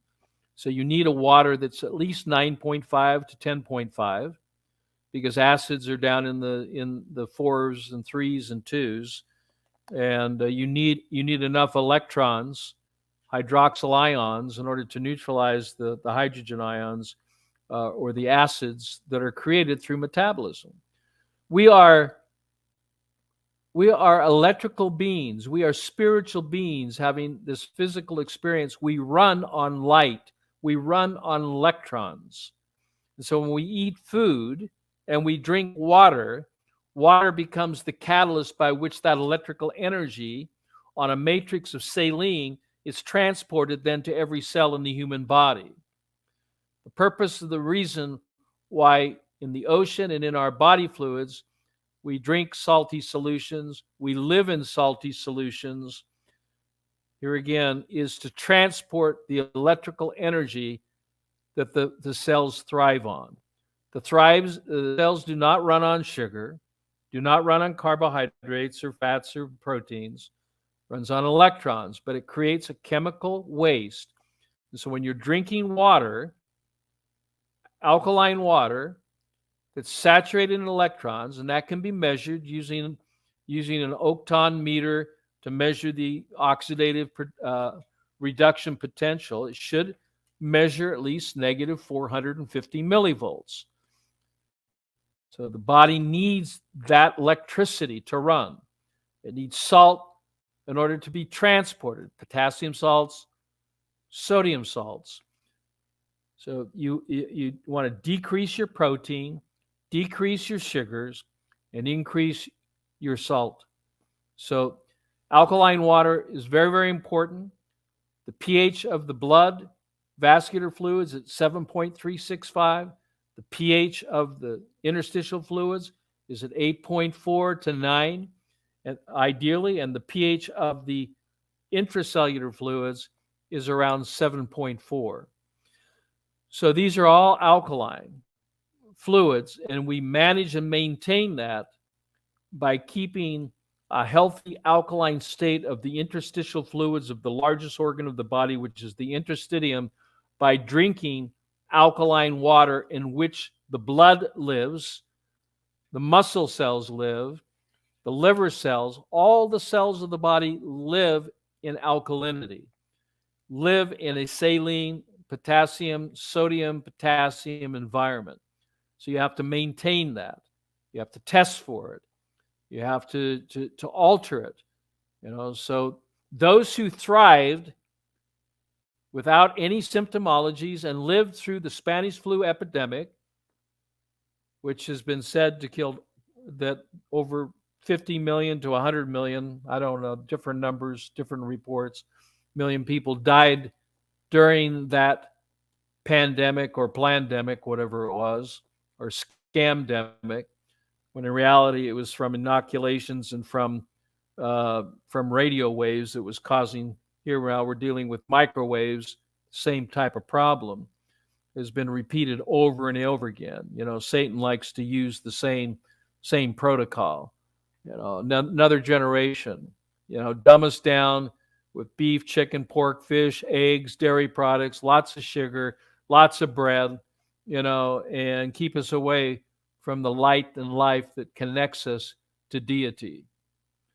So this is what you have to do. You have to do what I call the COWS program, which is 7 doctors: chlorophyll, clay, oil, oxygen.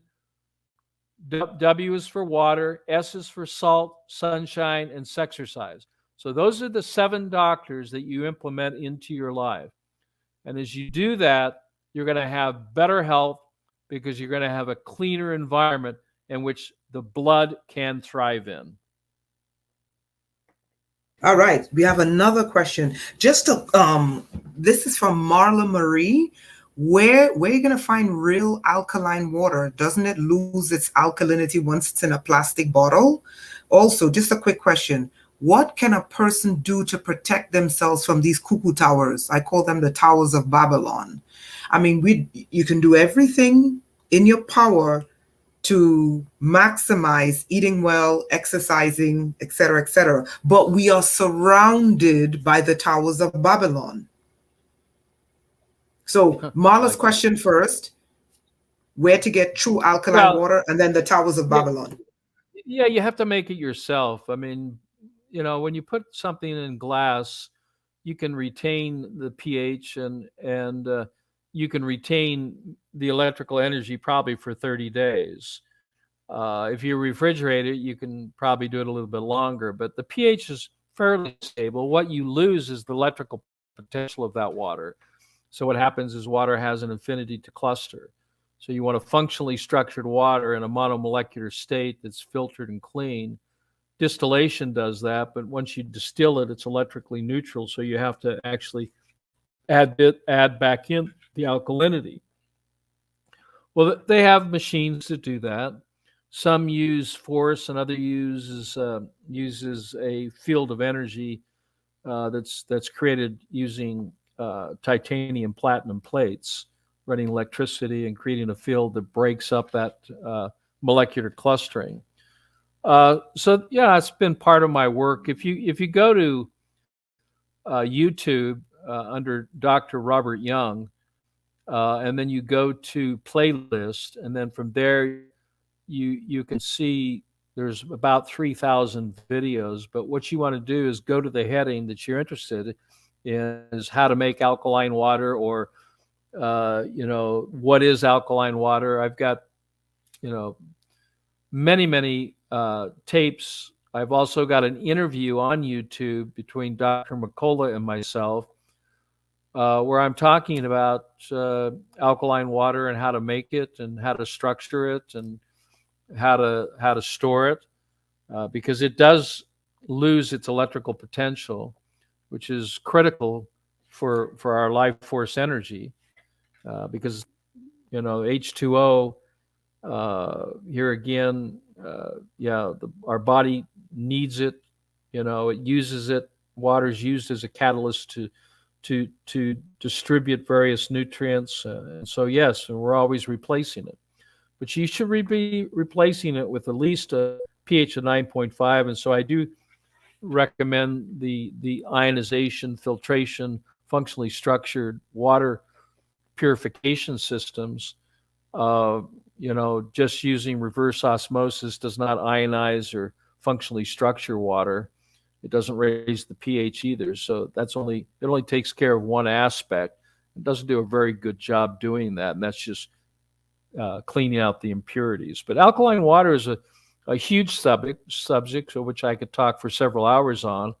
But I recommend you go to YouTube, go to my site under Dr. Robert Young, and then go to playlist, and then just start watching some of the videos. You'll learn a lot. There's 3,000 of them there, so have a lot of fun. If you want to learn about blood, there's a lot of information there too on that subject. Okay, last question from Prince Arcane. What about alkalosis?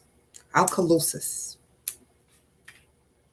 Well, you have to have a little bit of chemistry background to understand that alkalosis is exactly where you want to be, and hyperalkalosis is even better, because any hyperalkalinity that goes into the blood is pushed out of the interstitial fluids, and rightfully so, because the blood pH is at 7.365 to 7.4.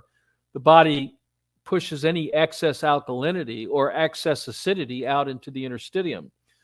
So the ideal pH is 8.4, and if you're looking at the biochemistry, particularly the chemistry between carbonic acid, which has a pH of 3, and which is a waste product of metabolism, and if you're looking at sodium bicarbonate, which is the main compound that the stomach makes that releases it into the blood and into the interstitium to neutralize these wastes, you realize it takes 20 molecules of sodium bicarbonate to neutralize one molecule of carbonic acid to maintain a pH of 7.365.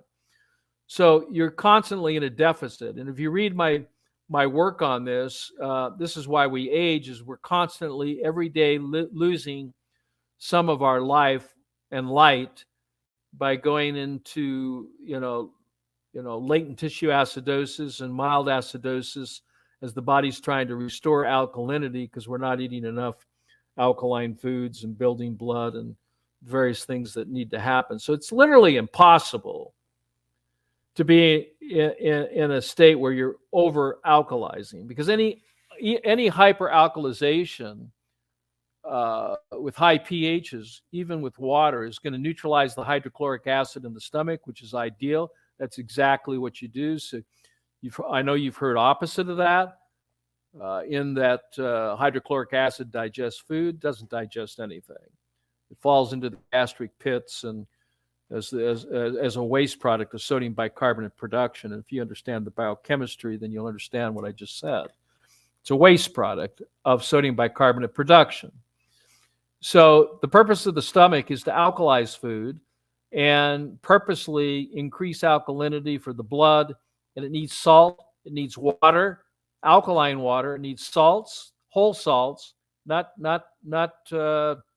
denatured salt. It needs perverted salt. It needs whole salt, And the best ones I found is the North Shore of the Great Salt Lake, and also the salts from Edmond, Utah, which are called the real salts. Those are granule salts, but they're very very good. They're definitely some of the best salts in the world that I highly recommend. But in the water, you've got to force alkalinity because you're starving for it. It's essential for the distribution of energy. It's the essential for the production of blood to be properly alkaline, and the pH of the intestinal tract, which is 27 feet long, 20 feet in length, but its surface area is 7,200 square feet. When you understand that that environment needs to be at 8.4 to 9 to make the proper stem cells and the production of the erythroblasts, that is the primary site of blood production, and that's the point that these Luciferians just don't understand. They think they can think whatever they want. They think the blood is made in the bone marrow. That's when you're starving to death, and when you're literally going into reverse transformation. That's what happens. But blood is made from liquid, alkaline food, green food at a pH at 8.4. You cannot over-alkalize. Alkalosis is a scientific illusion. Anybody that says otherwise doesn't know what they're talking about. Okay, so think of it this way. Acid is Lucifer. Alkaline is your God. And the battle is, the longer you're on earth, you want more alkalinity, which is your God, your deity, then you want more acidity, which is Lucifer. What do you think, Doc? Yeah, it's the duality of life. The opposite in biochemistry is the opposite of alkalinity and acidity, and of course the key is balance and understanding that balance. But the body does a very good way of keeping that balance. By any excess of alkalosis, which is ideal, is to put you into a hyper state of alkalinity. It comes out through the pores of the skin, and guess what? No more body odor, no more need for perspirant. You start smelling like you should. You don't stink. People stink because they're excreting gases and liquids or poisons from cellular breakdown or metabolism. Metabolic disorders are all caused by excess acidity. I've said this for close to 50 years now. Yes, I'm over That 70. that's I really like that you said that, because I was testing. I'm not even going to talk about that, but I was testing not wearing deodorant. I do it sometimes, not wearing deodorant. And I can tell you this, I can't prove it because I'm not a scientist, but I can tell you, when you don't wear, these cuckoo deodorant, I'm going to tell you how I feel. I feel like there's a lot more energy flow, a lot more oxygen being uptaken into the body and distributed in the body. I literally feel there is more oxygen in my body. The interesting thing is that I feel as if there is less mind control, and I cannot prove it. I know Well, that look, sounds crazy, but I the don't know. the skin the skin is the third kidney. The skin has 3,750 pores per square inch. If you put deodorant on there, you put lotions and potions, all you do is plug up those holes. The body can't remove its own waste. So where's it going to go? It's got to go somewhere. If it stays in you, eventually it's got to come out. That's why people stink. They stink because they're dirty from the inside. They're dirty because they're not allowing these precious alkaline fluids to flow through them and to neutralize these acids and then eliminate them properly through perspiration and urination. But hey, to each their own. These are the consequences that people face, and the number one cancer in the world today are skin cancers. And the reason why this is the number one cancer in the world is because people are urinating poisons through the pores of their skin. They don't understand that the skin is the third kidney, and they clog it up with all the lotions and potions that they put on their bodies. Can't do it. Yeah, I use vitamin E and I've been going deodorant less. And I swear to, can I tell you something crazy?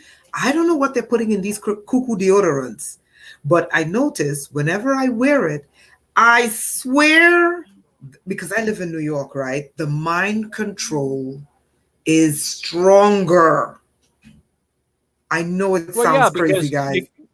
because when you're intoxicated and your cells, your brain cells, even the lymphatic system is not removing these wastes out Uh-huh. around your bilial cells, Uh-huh. your what is called the corona radiata. It's literally Mm. isn't being poisoned by acid. When things are moving and you're circulating, you're percolating. And when you're circulating and percolating, you're eliminating. And when you're eliminating, waste products from the use of electrical energy, which produces a chemical waste, this is when you feel better. But it's got to flow. Things have to flow. So you've got to continually be feeding the body the alkalinity that it needs in order to maintain that alkaline design. And that is the secret to longevity and improving the quality and quantity of life, is managing and maintaining the alkaline design of the body fluids. And you do that simply just with some, strips of pH paper that you test each time you urinate. And anytime your urine drops below 7.2, you take a scoop of 4 salts, which has potassium, sodium bicarbonate, calcium, magnesium in there, to restore that alkaline design. And that's what the people did to preserve their life during the Spanish flu pandemic. They took 1 teaspoon of salts, bicarbonate of salts, you know, from Arm& and Hammer, who actually made it back then without the aluminum oxide, the anti-caking agents, but they took a teaspoon of that in a glass of water 3 times a day. You don't get sick if you do that. Got it. Why? Okay, so Because sorry. I was going to say, because sickness is a consequence of a perverted way of living, and it's the body trying to get rid of the waste, and so it's the body's going to push it out. That's why it induces a fever. Influenza is a scam. Influenza is the body naturally increasing body temperature to improve circulation and elimination through the third kidney, the skin. That's all it Okay, is. last question. How can we get nanotech out of our blood and bone marrow and the cuckoo towers, the towers of Babel? Because we are inundated with the towers of Babel, the towers that cause confusion. And I have a theory. It's those towers that's causing people to go crazy and act violent. And I swear that the towers of Babel in the Bible are these cuckoo towers. That's just my opinion, and I'm not changing my mind. Go ahead, Doc. Oh, yeah, I mean, the introduction of electricity, people got sick. Introduction of radio, people got sick on these waves. It's frequency. We're a body of energy, organized energy, and we have to take care of that. What I do is I wear a what is called sympathetic resonant technology. It's like it forms a quantum link. What it does is it links your body frequency and is reinforced much like a tuning fork when tuning a piano at a specific frequency. It'll resonate. So if you're trying to tune, if you take a tuning fork to tune a string on a guitar or piano, they'll resonate. And once they resonate, you've got that string tuned. Well, you do the same thing. So at Stanford University many years ago, they asked me to be one of the research scientists for testing what is called the quantum link. This is the quantum link. The quantum link is in sterling silver, but on the inside, in the center here, is is crystal. Now, crystal is like a tuning fork. What it will do is it will pick up your, and I wear it at my heart chakra, so I wear it at my heart. Heart is beating. That emits a frequency. It's picked up by the quartz, the crystals in the center. It then quantum links and they become synchronized. So synthetic resonant technology, they resonate together. And you can't break that. So while you're at next door to the Tower of Babel and they're spewing out 2.4 gigahertz, 8.4 gigahertz, or they start throwing out, which they haven't done yet because they've already done that with, with tests that they've done with portable their portable cell Babylon towers. Birds fall out of the sky. It's just literally, I got pictures of them. They literally, once they hit that frequency. Okay, what happens to the human body at 40.1, at 40.1, 40.3 gigahertz? That frequency links with your body cells, and once that's linked, you no longer have control of your body. And at 60 gigahertz, you're dead. It literally it sucks the life right out of you. So the way you protect yourself is you create your own link, your own sympathetic quantum link, and that's what I do. Now, you'll notice in this pendant, you'll notice that it has copper wire around it. That copper wire is 75 feet. That 75 feet amplifies then and makes the protection three-dimensional. And it works. It doesn't have batteries. So you buy it once, that's it. You have it. It's yours. I don't make them. I don't even sell them. I just wear it. I was the scientist that did the original research on it in 1998, a double-blinded study that I was commissioned to do in London, England. And it was on blood and the effects of electromagnetic fields on the blood or the human biofield, and how does it affect the blood. And so that whole study, if you go to drrobertyoung.com/blog, you will find an article called The Effects of Electromagnetic Fields on the Human Biofield. And that's a blood study I did in 1998 with very low levels of frequencies and how those low pulsating frequencies affect the blood. 4Gs at microwave, 2.4 gigahertz. You already know what happens when you put metal in microwaves at 2.4 gigahertz. That's why when we're talking about nanotechnology, the best way to get rid of nanotechnology or these nanoparticulates that can penetrate cell membrane, can penetrate the genetics, is to use something that it's its opposite polarity, that will attract and absorb it and take it into its body. That is a special clay from a city in France called Montmorillon. The type of clay has been named Montmorillonite clay. I call it terra firma clay. But what you do is you take 3 to 5 grams of that, you put it in a glass of water, and you drink that a couple of times a day. For what? To neutralize the hydrochloric acid, to attract nanoparticulates of graphene or aluminum or titanium or hydrogen acids, whatever form, can absorb those at the molecular, at the atomic level, and take it into its body and hold it until you eliminate it. So it's the best thing I've found to minimize that. As far as the Babylon towers, you need to create a solid link that will protect you. Because, here again, if you start getting ideas like, I'm going to tear that tower down, you're not going to get very far with that. You'll end up in a jail cell somewhere. And that's not what you want to do. Okay. Maybe they're doing that in India.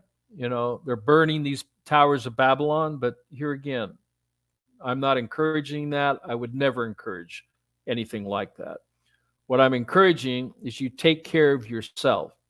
And you do that by providing a quantum link using the Q link to link up to your own body frequency, to sync that and solidify it, so any disturbing frequencies around you, even those who have been inoculated that are transmitting 4G or 5G as now a human cell tower, okay, because of the jab, because of the injection, Because of the liquid Lucifer.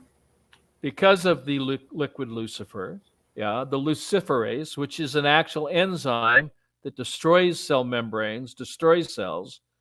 That's what makes alkalinity so important, because you need to neutralize these things. And you can do this. And, I've been blessed to have been given this knowledge, and through just life experience, helping people now for over 45 years, writing about it. The best way to learn more about it is either to get my books or to read my papers, both published and on my scientific blog. And the best place to find those would be at phmiracleproducts.com. They offer my books there. If that's not convenient, or if you're out of the country, you may want to go to Amazon.com and look at my books there. But I've written 70 books, published over 3,000 articles. I've done over 3,000 videos.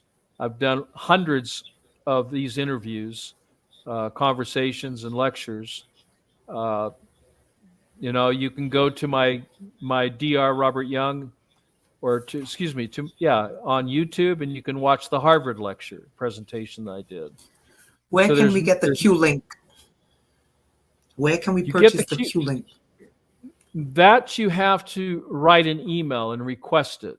And so there you have to request it at phmiracleproducts@gmail.com.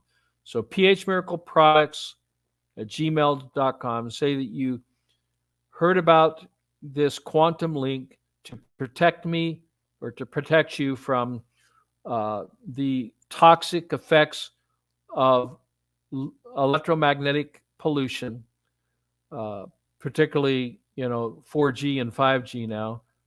And I'm interested in the Q link, Q-link. Q stands for quantum. Link, of course, is the link to your own body frequencies, and for those to protect each other, resonate and link together, to protect you from other toxic biofields that could harm you.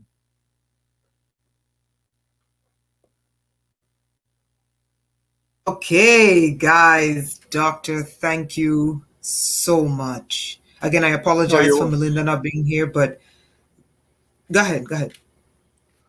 No, you're welcome. I was going to say, I enjoy sharing. Sharing is true caring, and I'm happy to share. And thank you for, what I'm happy about? I'm happy about the fact that the darker it gets, because I'm learning. Teaching people at the wrong time, they'll never get it. Sometimes it just requires the right time. And the darker it gets, the more people are willing to listen. So, with that said, this is the time for the teachers to start teaching. We are in the age of the teacher, and the students are becoming ready. I think we should leave it there. Guys, thank you. Doctor, thank you. Have a wonderful evening. And guys, I'll see you guys on Thursday and Friday if I don't do another live in between. Okay? So, Dr. Young, you have a wonderful evening. Guys, thank you. Mm-hmm. This was great. Thank you so much. Take care. Bye, Doctor. Okay, bye. Take care. Bye-bye.